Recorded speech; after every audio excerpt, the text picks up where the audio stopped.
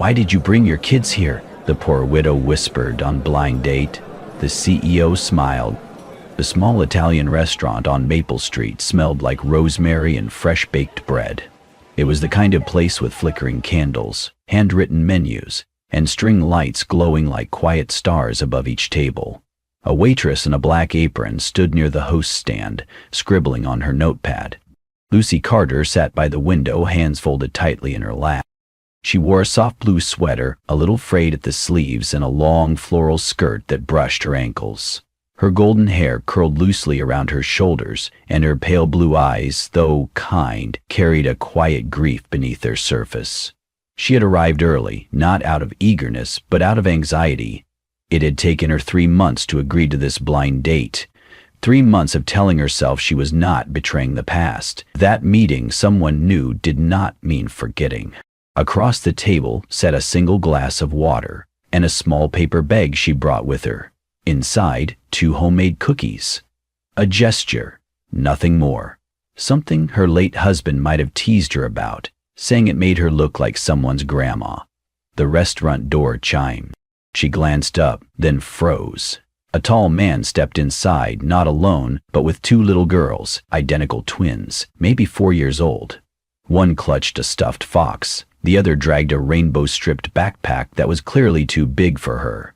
They looked sleepy, bundled in pastel jackets, cheeks rosy from the evening chill. The waitress blinked, whispering under her breath as she approached. He brought kids to a blind date? The man glanced around, then met Lucy's eyes. His expression was calm, unreadable. He nodded politely at the hostess, then led the girls across the room. Every step toward her table made Lucy's stomach twist.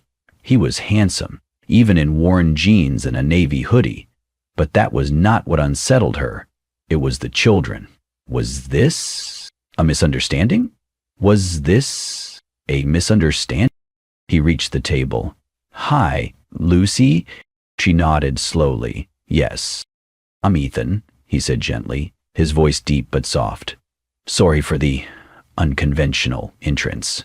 Without hesitation, he knelt beside one of the girls, unzipping her jacket and brushing a leaf from her curly hair. The other climbed into the seat next to Lucy, bold as ever, and placed her stuffed fox on the table, like a dining companion. Lucy tried to keep her expression steady, but her voice dropped to a whisper. "Why did you bring your kids here?" Ethan looked up, still crouched beside the booster seat.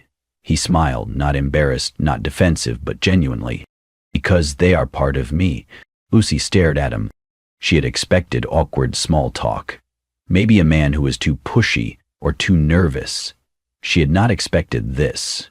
A stranger with soft eyes, 2 sleepy daughters, and a sentence that somehow did not sound like an apology, but a truth. She glanced at the girls. One was now coloring on a napkin with a crayon she had pulled from her coat pocket. The other was whispering to her stuffed fox. And without meaning to, Lucy felt something shift. Just a little, not quite comfort.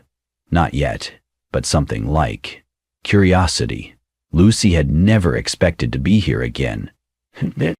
Not in a restaurant, not on a date, not sitting across from a stranger while her hands trembled under the table. But life, she had learned, never asked for permission before unraveling everything. She was 29, a librarian, a widow. Her husband Mark had died in a car accident 3 years ago. They had just painted the nursery, just picked out a name. The baby had not survived the trauma. And after that, Lucy had folded in on herself, like pages in a book left out in the rain. She worked part-time now at a small public library 5 blocks from her apartment. The pay was meager, but it was peaceful. She liked the smell of old paper, the quiet questions from curious children, the routine of restocking shelves no one noticed. It was safe, predictable. Tonight, she had picked the restaurant for a reason. It was within walking distance. Her car needed repairs she could not afford, and she did not feel right spending money on a cab for something she did not truly believe would go anywhere. The app had been a whim, a moment of courage mixed with loneliness. She had told herself, just one evening, just one dinner, no expectations. And then there was Ethan Blake. His profile was plain. No polished selfies, no shirtless gym shots. Just a simple photo of him sitting on a park bench, blurry at the edges, with a note. Single dad. Likes pancakes and bedtime stories. Looking for kindness, not perfection. That had stopped her. She messaged first. He replied slowly, thoughtfully. They talked about books, about how kids always seem to lose one shoe at a time, about how hard it was to find real conversation in a world of filters and facades. He told her he was between jobs, raising twin girls on his own. He never mentioned money, never name-dropped, never tried to impress her. What Lucy did not know was that Ethan Blake was not unemployed. He was the CEO and founder of Eden Grow Organics, a national health food company with stores in 11 states and growing. His face had been on magazine covers. His name trended every time a new store opened. Interesting. There's a civil war on her. But that was not the man he brought to dinner. Tonight, he wore jeans and an old hoodie. Drove a 2007 Toyota Camry he borrowed from his assistant. No driver, no sleek black town car, no designer shoes. Just him and his girls. Because the babysitter canceled last minute. He had almost called off the date. But something in Lucy's messages had kept him steady. Her words were calm, kind. She never asked what he did for a living. She asked what bedtime stories his daughters liked. She asked if he liked cloudy days. He realized then, if someone was going to care, he needed them to care without the headlines. So he arrived with Ella and Emma, 4-year-old twin hurricanes of energy and wonder. Ella liked dinosaurs and strawberry milk. Emma adored glitter and bugs. They came with sticky fingers, crumpled coloring books, and a stubborn belief that their daddy could fix anything. He had not dated since losing Julia, his wife. It had been 5 years, and though the sharpness of the grief had softened, it still echoed. In the girl's questions, in his own quiet moments, in the fact that he never wore his wedding ring but still kept it in a box by his nightstand. He sat down across from Lucy that night not as a CEO, but as a man who was tired of pretending. Lucy, watching him now, noticed the soft way he helped one twin with her coat, then gently straightened the other's pigtails. His smile was small, worn in, like a favorite pair of shoes. He looked up, catching her gaze. "I hope this is not too much," he said, nodding toward the girls. "It is just. I did not want to cancel, and I figured if you were willing to meet a stranger for dinner, maybe you would not mind a couple of tag-alongs." Lucy blinked. Something inside her loosened just slightly. "No," she said softly. "It is okay." And somehow it was the chaos, the surprise, the children. It was not what she expected. But then again, nothing about her life had gone as expected, and maybe that was the point.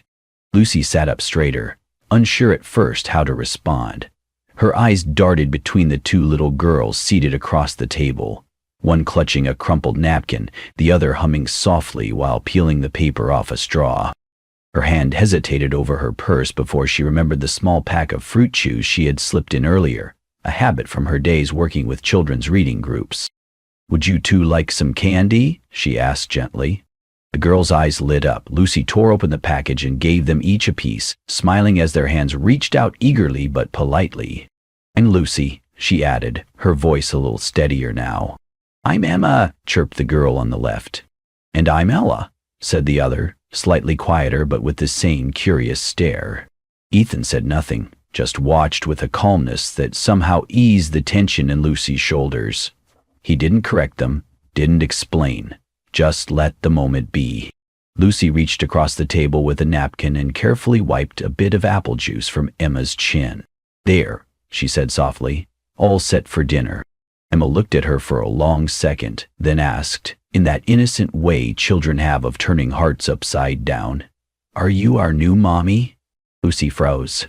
Ethan sat up a little, mouth parting as if to step in, but Lucy beat him to it with a nervous chuckle. "Oh no, sweetie," she said, shaking her head gently. "I'm just someone who likes crayons and bedtime stories." The girls giggled, and just like that, the awkward tension in the air dissolved. Ethan leaned back, exhaling quietly. It was the first time Lucy had seen the man truly relax. He gave her a look, soft, grateful. It lasted only a few seconds, but it carried weight. A quiet kind of appreciation, like he had just witnessed something important. Dinner continued, simple but warm. The twins played with the crayons the hostess had brought over, scribbling uneven shapes on paper placemats, while Lucy helped cut their pasta into smaller bites. She didn't realize how natural it felt, wiping sticky fingers, offering sips of water, nodding along to a story about a magic bunny Ella insisted lived under their couch. And somewhere between refilling Emma's cup and helping Ella find her dropped spoon, Lucy forgot she had come to the restaurant feeling alone. "I used to dream of this," she said suddenly, more to herself than to anyone else. Dinner, with little feet swinging under the table, spaghetti sauce on cheeks, a soft voice calling me Mom. Ethan's hands paused, mid-make motion. She looked down, swallowed. "But I can't have children. I lost my baby before I ever got to hold them, and that was it." Silence followed, gentle but deep. Ethan's gaze lowered. When he finally looked at her, his eyes weren't full of pity. They held something quieter, something that said he understood what it meant to lose something you had built your future around. "I'm sorry," he said. "That's not fair." "No," she replied, her voice trembling. "It's not." For a moment, there were no twins, no crayons, no clinking dishes from other tables. Just two people quietly grieving things they could never change. And then Ella giggled loudly at something on her placemat. Emma joined in. Lucy turned to look and found they had drawn a picture of a rabbit wearing sunglasses and riding a bicycle. She laughed, so did Ethan, and somehow it felt like the most real thing that had happened to her in years. Lucy leaned in, her sleeves slightly rolled up as she tore small pieces from a warm bread roll and placed them gently on the girls' plates. "Try dipping it in the soup," she whispered with a wink, her voice soft and playful. Ella followed her lead, cautiously dipping her piece and taking a bite. Her eyes lit up. Otana laughed. "I like it," she declared, her voice full of surprise. Ethan watched silently from across the table, his heart slowly unraveling. He had seen nannies try too hard, dates smile too tightly, friends pat his daughters on the head like fragile dolls. But Lucy was just here, present, effortless. She pulled out a small pack of princess stickers from her purse and slid it across the table. "I always carry a few," she said with a shrug. "You never know when a dull dinner needs a bit of magic." Emma squealed in delight and began peeling the stickers, carefully placing one on her napkin. "This one's you," she said to Lucy, holding up a sticker of a blonde princess with a pink gown. "Me?" Lucy laughed. "Oh, I feel honored. I'll do my best to rule the kingdom wisely." Ethan chuckled. The sound came from his chest, not just his mouth. It had been a while since he had laughed like that. Not out of politeness, not out of obligation, but because joy had quietly crept into the room. As the girls became absorbed in decorating their napkins with flowers and tiaras, Lucy turned slightly toward Ethan. "They're amazing," she said, sincere and soft. "They're the best part of me." A pause. "And you're doing an incredible job," she added. He blinked. Compliments usually bounced off him, but this one settled deeply. When dinner began to wind down, the twins were still chattering, their napkins now transformed into sticker gardens. A server approached, placing a leather-bound check folder on the edge of the table. "Take your time," he said politely, then disappeared into the crowd. Ethan reached into the back pocket of his faded jeans. His fingers froze. No wallet. His mind raced. He had switched jeans last minute, trying to match the single dad who drives a Honda look. His wallet was still in the suit pocket back home. He patted his jacket. Nothing. Panic prickled at the edges of his calm demeanor. Lucy noticed. She saw his hesitation, the slight crease in his brow, the way his eyes flicked toward the check, then toward the girls. Without a word, she reached into her purse, pulled out a card and slid it into the folder. Ethan looked up, startled. "You?" She leaned in slightly, her voice just above a whisper. "It's okay," she said, eyes warm. "You gave me laughter tonight. That's priceless." He sat back, stunned. She did not ask why he could not pay. She did not look smug. She simply closed the folder and placed it at the edge of the table for the server to collect. She had no idea who he was. To her, he was just a tired man with twins and a missing wallet. And she paid anyway. Not because she was trying to impress, not because she expected anything in return, but because that is what kind people do when they see someone stumble. "Thank you," he said quietly, the words barely audible over the clatter of dishes. Lucy smiled. "Just promise me you'll tip well next time." He laughed. The server returned, nodded politely, and took the check. The girls were now yawning, their energy winding down like a toy losing battery. As they gathered their things, Lucy helped Emma with her coat, gently tucking her scarf into place. "You look like a marshmallow," she said playfully. Emma giggled. As they walked out of the restaurant, Ethan held the door open, the night air crisp and cool around them. Lucy pulled her jacket tighter. "That was different," she said, turning to him as they reached the sidewalk. "Yeah," Ethan nodded. "It was." But different, in this case, did not mean awkward. It meant surprising, comfortable, unexpectedly right. As she waved goodbye and turned toward the bus stop, Ethan watched her go. A woman who wiped messy fingers without flinching, who paid a bill with grace, who treated his daughters not like baggage but like people. He had come here fearing judgment. Instead, he had found a kind of quiet acceptance, and it shook him more than anything had in a long time. The children's section of the city library smelled like paper, glue sticks, and cinnamon from the small bakery cart near the door. Lucy sat cross-legged on a rainbow rug, a circle of little ones gathered around her. Her voice danced through the air as she read aloud from The Adventures of Stanley the Brave, complete with silly voices and wide animated eyes. Laughter erupted when she mimicked the dragon sneezing glitter. Outside the reading room, Ethan paused. He had not planned to come. The twins had mentioned Lucy once, then twice, then again while coloring on the kitchen floor. "She reads better than Daddy," Emma had declared. "She does the dragon voice," Ella added with a giggle. Now here he was, standing in the hallway of a place he had not stepped foot in since his college days, holding both girls' hands while they pulled eagerly toward the sound of Lucy's voice. "There she is," Emma gasped. Before Ethan could say anything, both girls took off like rockets through the open door.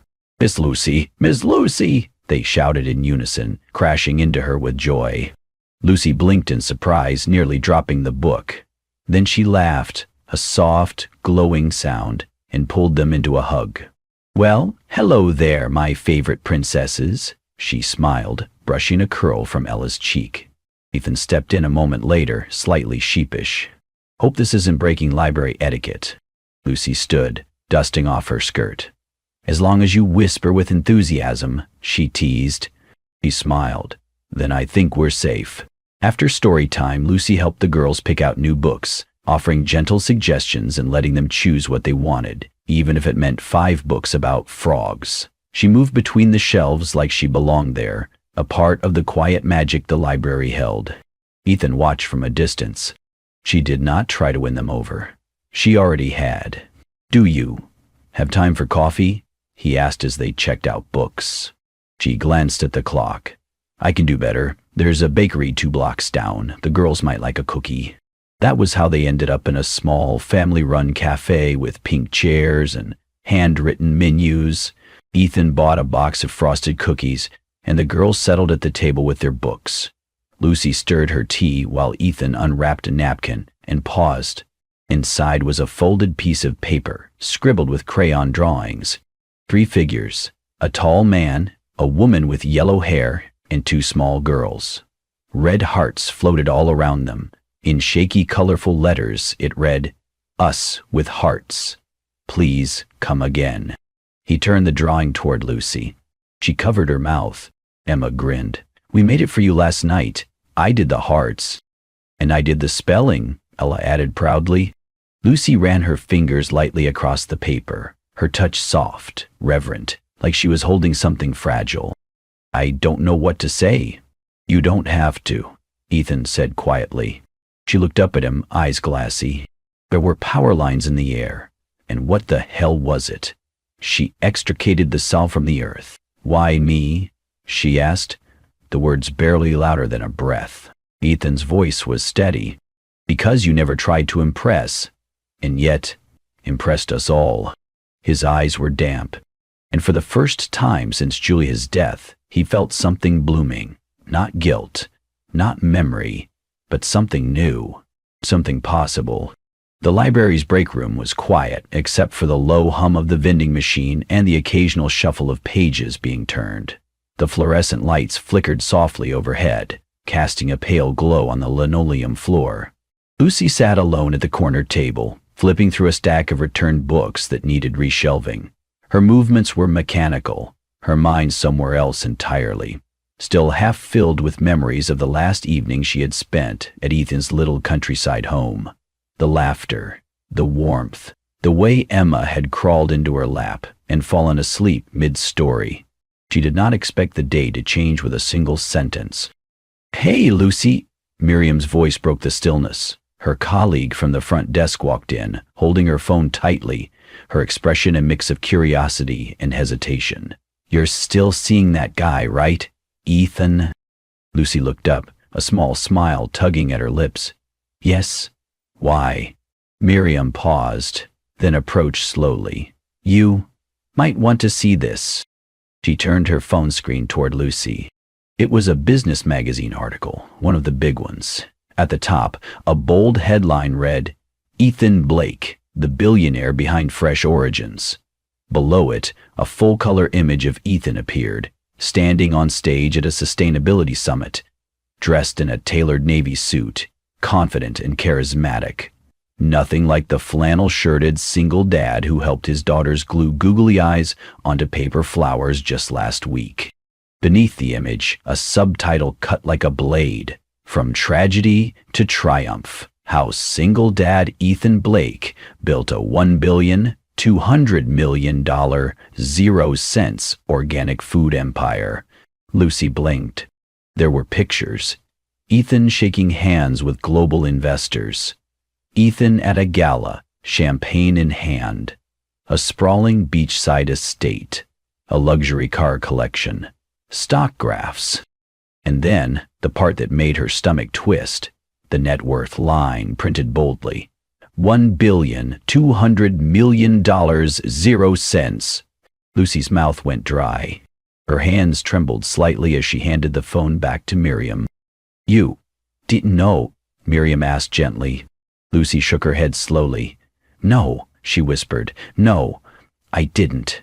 Miriam opened her mouth as if to say something else, but the look on Lucy's face stopped her. With an awkward nod, she turned and left the room. Lucy remained seated for a long time. That evening, just before sunset, she waited outside the park where Ethan usually brought the girls. She saw them from across the path, Ethan gently pushing Emma on the swing, Ella hopping between puddles, chasing a butterfly. They looked like any other family, ordinary, peaceful, but now it all felt staged. A carefully written script. When Ethan spotted her, his face lit up. He waved. But as he walked toward her, his smile faltered. Lucy stood still, her arms crossed, her phone in hand, her shoulders stiff, her eyes unreadable. "Lucy," he said cautiously, "everything okay?" She raised the phone between them. "You lied to me." The color drained from his face. "I did not lie," he replied softly. "I just didn't tell you everything." "Which is exactly the same thing," she snapped, her voice sharper than she intended. "You made me believe you were someone else. A struggling single dad with a borrowed car and old shoes, not a billionaire with a mansion and an empire." The girls ran ahead, distracted by a flower bed, unaware of the storm unraveling behind them. "You let me pay for dinner," she continued. "You let me believe I was helping you, that we were equals. But you were testing me, weren't you?" Ethan stepped closer, eyes pleading. No, it was never a test. I needed to know if someone could love me without the title, without the money. Lucy looked away, her hands clenched. You mean you needed someone to prove they were worthy of you, so you played poor. You hid everything, and you watched how I reacted. He winced. It wasn't like that. Then what was it? Ethan hesitated. I hid because I needed someone who wouldn't care about the hiding. Her eyes filled with tears. I have been lied to before, but this time it's worse, because I trusted the girls. I let myself care. I let myself imagine. Her voice broke. I do not know what part of you was real, Ethan, and that terrifies me. She turned before he could answer. Lucy, please, he called after her, desperation raw in his voice. But she kept walking, disappearing down the path, the rain starting to fall once more. Ethan stood frozen in the park, his heart hollow, and for the first time in years, he felt truly, painfully alone. The rain had been falling since early morning, thin, steady, and cold. It tapped gently against the tall windows of the library like a quiet reminder that the world outside was still moving, even when her heart was not. Lucy stood behind the glass doors, her hands wrapped around a lukewarm cup of tea she had reheated twice, but barely sipped. The gray sidewalk shimmered with puddles, and cars passed slowly, their tires whispering against the wet pavement. She had not seen Ethan or the girls in over a week. Each day without them felt longer than the last. The children's section had grown strangely silent. Books remained on shelves that used to lie scattered. Crayons stayed neatly in their boxes. The tiny chair Emma used to spin in still sat askew, as if waiting for her to return. And every time Lucy passed that corner, she half expected to hear the sound of giggling, of a sticker sheet being unpeeled, or Ella's tiny voice saying, "You forgot the dragon voice again." But there was nothing, just silence. And silence, she realized, could be louder than any noise. She tried to focus on shelving, on tasks, on anything. But at exactly 10:00 a.m., something caught her eye through the misty window, a splash of color against the gray. Her heart skipped. She stepped closer. There, taped carefully to the front door, was a drawing, bright, simple, unmistakably made by a child's hand. Frowning, she unlatched the door and stepped into the drizzle. Her hair dampened instantly, but she did not care. Her fingers trembled slightly as she peeled the paper free. It was a child's drawing. 4 stick figures, one tall man, one woman with bright yellow hair, and 2 little girls holding each of her hands. Red hearts floated above them. The sky was blue, the grass green. And beneath it all, in uneven crayon-written letters, "We miss you, Miss Lucy." Her breath caught. She pressed the paper to her chest, lips trembling, when she heard the sound that had haunted her dreams for days. Little footsteps on wet pavement. "Miss Luce!" She turned around, heart racing. There they were, Emma and Ella, bundled in raincoats, clutching a blue umbrella that barely shielded them. Their cheeks were flushed, and their eyes lit up like it was Christmas morning. Behind them, Ethan stood silently in the rain, soaked to the bone, hair dripping, holding something carefully in both hands. The girls ran to her, wrapping their small arms around her legs. Ella looked up with wide, hopeful eyes. "We missed you." Lucy dropped to her knees, drawing them close. "I missed you too," she whispered, her voice cracking with every syllable. Ethan approached slowly, reverently, like he was afraid she might vanish. "I didn't come to explain," he said softly, pausing just a few feet away. "I came to show you something." He lifted the small wooden box in his hands and opened it. Inside were dozens of tiny treasures. Crayon drawings, finger paintings, folded construction paper hearts. Some were faded, others had bits of glitter still clinging to them. All worn by time and love. "These are from Julia," he said, voice thick. "My wife. The girls used to draw with her every week. It was their tradition." Lucy's eyes filled. Her hand went to her mouth. After she passed, they just stopped. The crayon stayed in the drawer, the paper untouched. No more hearts, no more bunnies with capes, nothing. He looked down at the box. I kept them all, hoping that one day someone would want to draw more with us. The rain began to fall harder then, not cruelly, but as if the sky too had been holding something in. Lucy looked at the girls, so small, so full of love and trust. Then she looked at Ethan, vulnerable, honest, real. Without a word, she stood and then stepped forward. She wrapped her arms around all three of them, holding tightly as if afraid to ever let go again. They stood in the middle of the rain umbrella. Umbrella, no conditions, just forgiveness, just family. The little house just outside the city was surrounded by wildflowers and the distant hum of crickets. It was not grand, nothing like the estates the world thought Ethan Blake lived in, but it was real, quiet, warm, a home. Lucy came often now. She had her own slippers at the door, her favorite mug in the kitchen cabinet, a well-worn seat by the window where she read the Velveteen Rabbit to two sleepy girls every Thursday evening. She and Ethan spent long afternoons baking cookies, messy, imperfect ones, with too much cinnamon and not enough symmetry. The girls loved decorating them more than eating them. There were flower fights, laughter, a kind of healing neither of them had expected. One evening, as golden light spilled through the curtains, Emma curled up beside Lucy on the couch. Her voice was soft, tentative. Can we call you Mama Lucy?" Lucy froze. Her eyes darted toward Ethan, who stood in the kitchen drying a dish. He stopped, looked over, and waited. Tears prickled at the corners of Lucy's eyes. She reached for Emma's small hand. "Only if you really want to." "We do," Ella chimed in, already halfway into a drawing titled, "Our New Family." Later that night, after the girls had been tucked in, Lucy stepped onto the porch. The stars were unusually bright. She closed her eyes and breathed in the quiet. Behind her, the screen door creaked open. Ethan appeared, holding something behind his back. "I wanted to do this before bedtime," he said, his voice playful. She turned, brow raised. "Do what?" He knelt on one knee.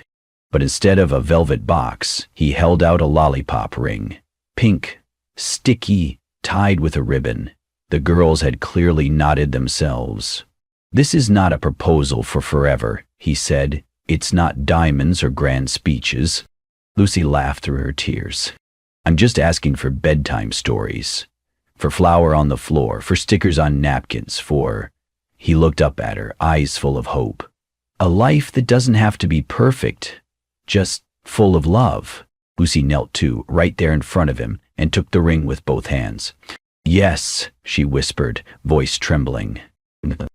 "Yes," she said again, eyes shining. "To bedtime stories, and stickers, and all the beautiful mess that comes with loving you." Inside, the twins peeked through the window, squealing and giggling, already planning the wedding, with fairy wings and extra frosting.